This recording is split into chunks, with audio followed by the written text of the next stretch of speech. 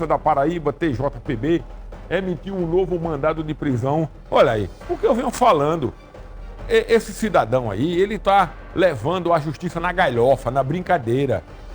Quer dizer, porque ele não se apresenta, ele não está se considerando inocente, que é um direito dele de dizer isso, embora as provas sejam contrárias, porque ele não se apresenta à autoridade, não é a juiz ou juiz que decretou a prisão.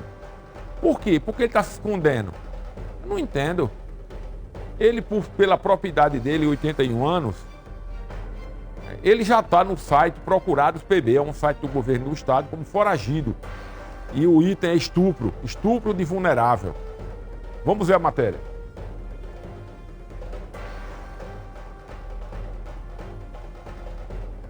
Vinícius, eu falo ao vivo aqui com o advogado que representa as vítimas, né, do médico pediatra Fernando Cunha Lima, de 81 anos, que é acusado de ter abusado de crianças que eram pacientes dele.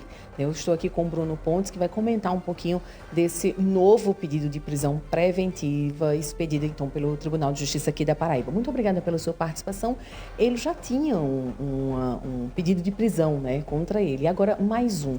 Em que isso difere com relação à possível, né, captura dele diante, né, desses fatos e das testemunhas e das provas que já existem? Boa tarde. Boa tarde a todos.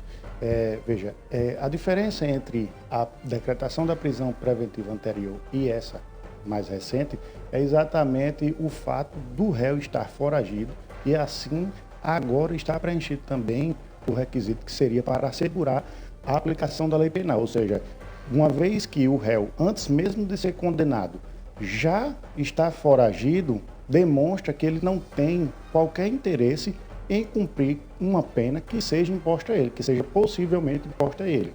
E como é que está andando o processo, né? Outras testemunhas surgiram, ou até mesmo vítimas?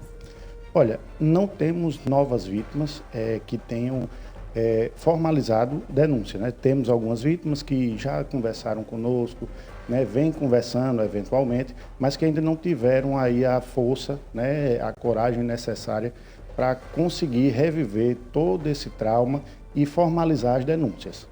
Estava conversando aqui um pouquinho antes, como é que está a situação dessas famílias, né, dessas crianças, algumas já adolescentes e adultos, né, que foram abusados, essas pessoas foram abusadas, diante da situação dele, né, que continua foragido e que provavelmente deve ter algum tipo de rede de apoio que está o auxiliando nesse momento.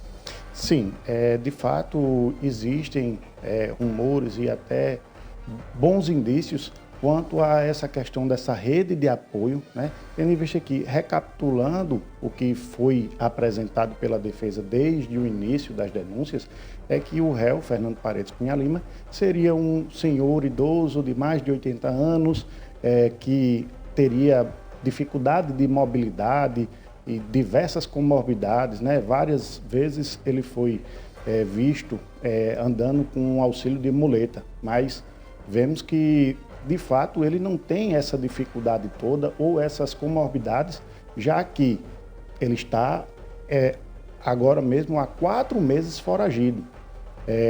Também essa fuga dele só é possível exatamente por essa rede de apoio que tem lhe auxiliado, né? São 4 meses onde o réu ele precisa de medicamentos, alimentação e esses insumos não chegariam até ele se não tivessem familiares, amigos que pudessem estar trazendo esses insumos até o réu e até possivelmente a sua esposa, que também não se sabe o paradeiro dela, né?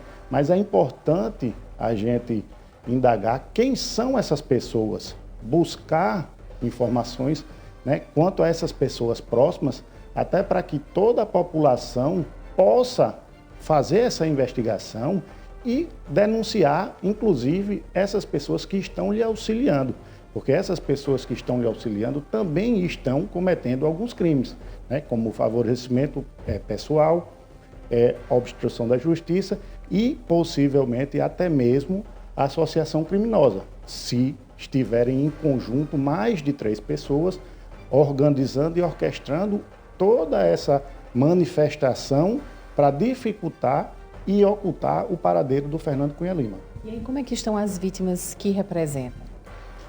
As vítimas, elas seguem apreensivas, já que até o momento ele está em liberdade, podendo inclusive fazer novas vítimas, apreensivas também pelo fato de que ele não tem qualquer temor em relação à justiça, já que, relembrando o fato da audiência de instrução, dias antes ele chegou a ligar por vídeo, por chamada de vídeo, para uma das testemunhas, que no caso seria a mãe de uma das vítimas. Então ele não tem qualquer respeito pelas vítimas, nem muito menos pela justiça. E é com esse medo que elas têm vivido, mas também com a esperança de que ele seja posto, né, na prisão e que ele cumpra pelos crimes que ele vem cometendo desde mais ou menos os 40 anos, como constam os relatos nos autos. Lembro que nesse período de fuga, né, há uns meses atrás, familiares dessas vítimas chegaram a se reunir para fazer uma campanha em busca de informação, né, se alguém tivesse qualquer tipo de dica que pudesse auxiliar e levar a polícia, então, até o encontro dele. Essa campanha continua? Como é que está hoje? Sim, inclusive com uma recompensa, salvo me falha a memória, no valor de R$10 mil. Existe ainda essa campanha, ela não foi desativada, não surtiram tantos efeitos positivos, mas ela serve até mesmo para divulgar essa informação quanto à existência dos fatos criminosos que estão sendo investigados e processados em face de Fernando Cunha Lima. É bom lembrar também que a Polícia Civil e o Ministério Público, eles têm atuado, diligenciado em busca de Fernando Cunha Lima. Já foram realizadas algumas diligências, inclusive no estado de Pernambuco, em Recife, em um local onde foi identificado que há pouco tempo ele teria passado por aquele lugar, né? Familiares obtiveram, diante dessas campanhas, informações de que filhos do réu teriam vendido um imóvel desse filho e exigido parte do pagamento em dinheiro, isso pouco antes da notícia da fuga do réu. Então, todas essas medidas foram tomadas pelos familiares dele para que pudessem já premeditadamente, né, financiar essa fuga e evitar assim que a justiça fosse feita em face de Fernando Cunha Lima. Muito obrigada pelo esclarecimento. Vinícius, é com você aí no estúdio.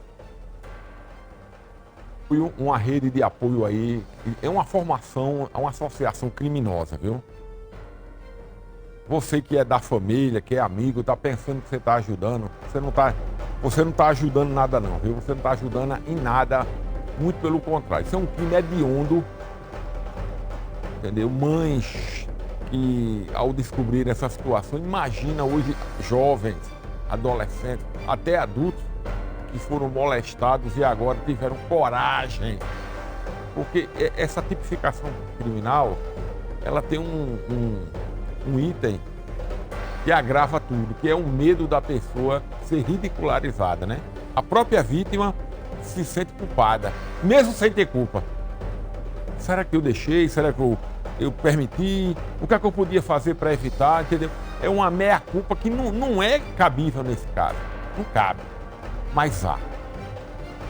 Agora, como é que pessoas em sã consciência estão defendendo, estão ajudando uma pessoa como essa, hein?